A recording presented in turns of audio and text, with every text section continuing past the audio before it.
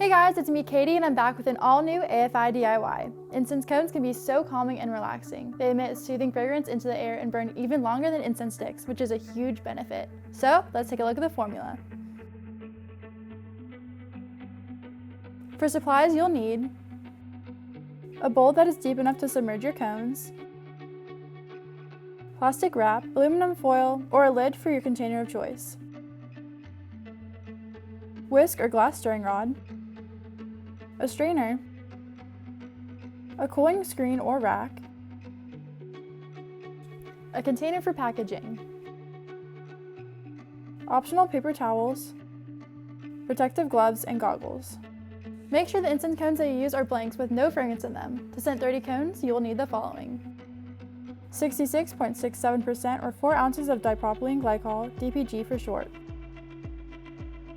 33.33% or 2 ounces of fragrance,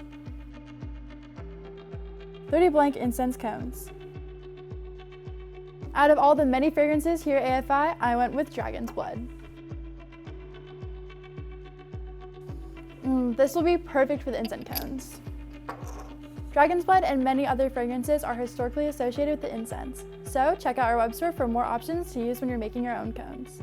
Make sure to stay safe by getting your gloves and your goggles. Okay, now we're ready to get started.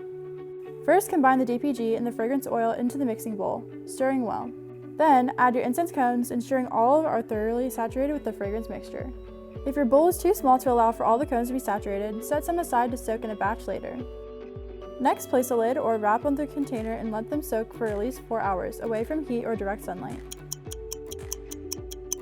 Once they've fully soaked, remove them with the strainer and gently tap to drain the excess fragrance mixture. Set your cones aside and place on a cooling rack or screen above the container. If the cones are small enough to fall through the rack, line it with a paper towel.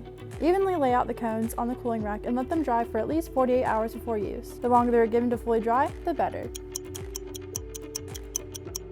Don't let the leftovers from this DIY go to waste.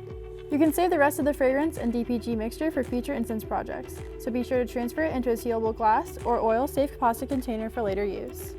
Once your cones are thoroughly dry, set them in an incense cone burner. Light the point and blow it out. The smoke will slowly burn and the cone will disperse the fragrance throughout the room.